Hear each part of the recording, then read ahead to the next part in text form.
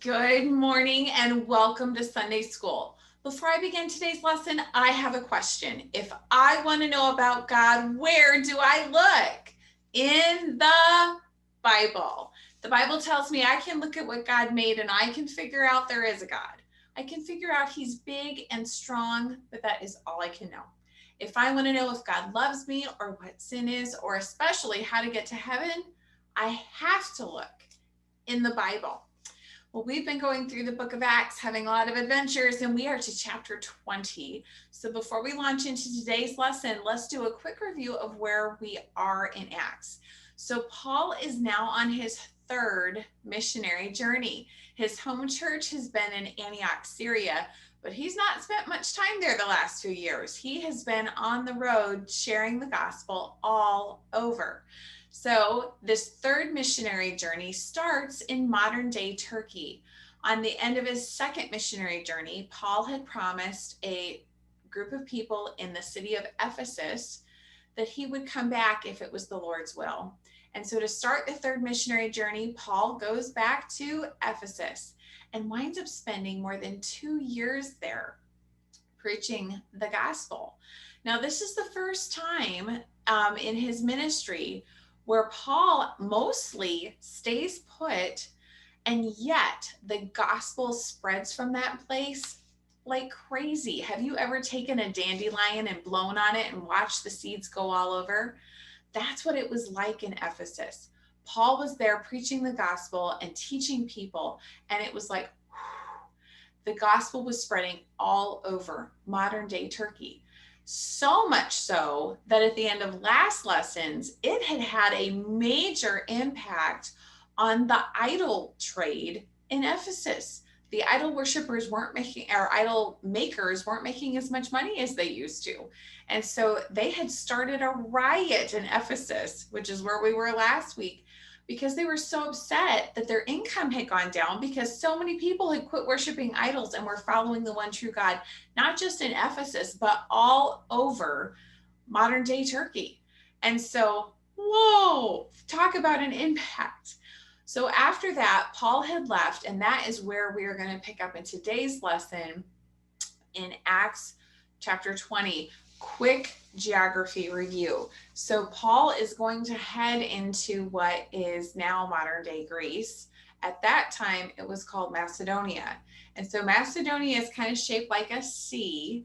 And so on Paul's first and second missionary journey, he'd been here. At the top is the city of Philippi, then it's Thessalonica, Berea, Athens, and then across a little land bridge over to Corinth. And so those are the places we're going to be mentioning, but I just wanted to review. So again, Philippi, Thessalonica, and Berea, Athens, and Corinth. So let's start Acts chapter 20 in verse 1. When the uproar had ended, Paul sent for the disciples, and after encouraging them, said goodbye and set out for Macedonia. He traveled throughout the area, speaking many words of encouragement to the people, and finally arrived in Greece, where he stayed 3 months. Because the Jews made a plot against him just as he was about to set sail for Syria, he decided to go back through Macedonia. He was accompanied by Sophar, son of Pyrrhus from Berea, Aristarchus and Secundus from Thessalonica, Gaius from Derbe, Timothy also, Eutychus and Tryphonimus from the province of Asia. These men went on ahead and waited for us at Troas, but we sailed from Philippi after the Feast of Unleavened Bread, and 5 days later joined the others at Troas, where we stayed for 7 days. On the first day of the week, we came together to break bread, and Paul spoke to the people. Because he intended to leave the next day, he kept on talking till midnight. There were many lamps in an upstairs room where we were meeting, and seated in the window was a young man named Eutychus, who was sinking into a deep sleep as Paul talked on. And when he was sound asleep, he fell to the ground from a third-story window.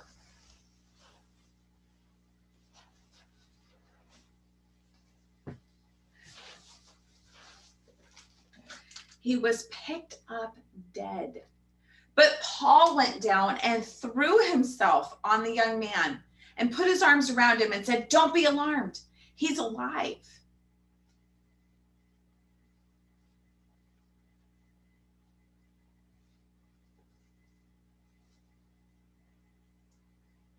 Then Paul went back upstairs again.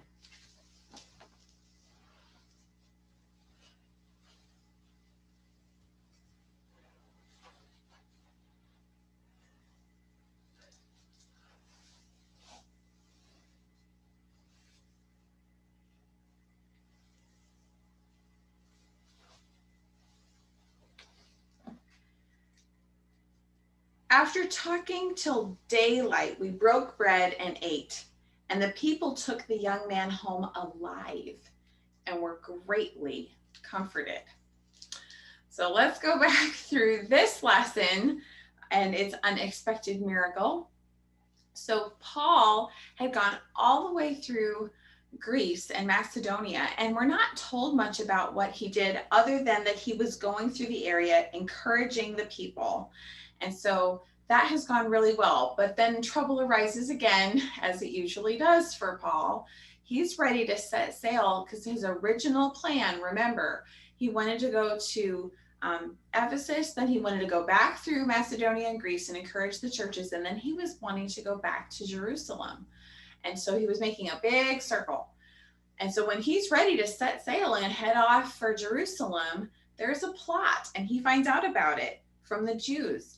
And so instead of getting on the ship and heading back towards Jerusalem, he takes the land route, the long way, and goes all the way back up through Macedonia. Then he has to sail from the tip of Macedonia, which is Philippi, back over to modern day Turkey to the little city of Troas. And so half the traveling companions go ahead, and then Dr. Luke and Paul join them a few days later. They get to Troas, and Paul stays a week to encourage the believers in Troas. And so on his last day, everyone gathers in an upper room, and he wants to take advantage. He knows he's leaving in the morning. And so instead of just giving a short talk, he talks and he talks.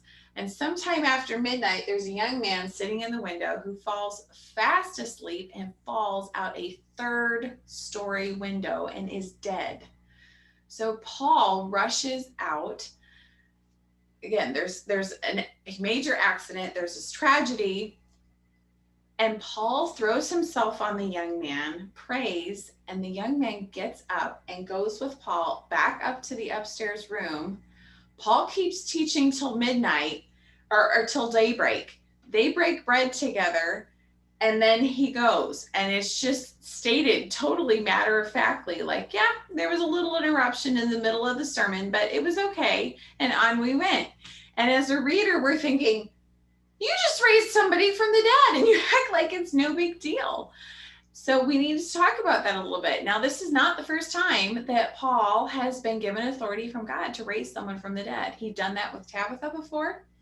And so he goes down, he immediately deals with the issue and then comes back and keeps preaching. And so it raises a couple interesting questions. So the first is, sometimes when an accident happens and there's a tragedy, we almost feel like, is it okay to ask God for a miracle? And the answer from this section is yes, we should still ask God for a miracle. Now, God won't always say yes, okay? That's God's decision and not ours, but it's not wrong to ask. And so Paul goes down, the man is dead, and Paul immediately asks for a miracle, and God grants it. So the young man is able to come back upstairs, and everyone then, instead of being totally distracted and, oh, this person just got raised from the dead, now we're not going to be able to listen, it actually helps them listen better. Everybody stays up till daybreak listening to the teaching of Jesus and participating in the Lord's Supper together. And so the things that I take away from this lesson are A, yes, we can ask for miracles. And B, why did God do the miracle? If God had not healed this young man, I think the meeting would have been over, right? There would have been this tragedy and that would have been the end. But God wanted the word to keep going forward to this group all night long. And so God intervenes so that they can all hear the word of the Lord and be encouraged, because this is the last time that Paul will be here. This is their last chance to hear teaching and to be encouraged from Paul before he goes on. So God is being very gracious to this church and letting them have the whole night to learn the word of the Lord. So we will carry on next time in Acts chapter 20 as Paul arrives at his next destination. But I'm looking forward to answering any questions that you have about this section and what was God doing in this part. So I look forward to seeing you next time.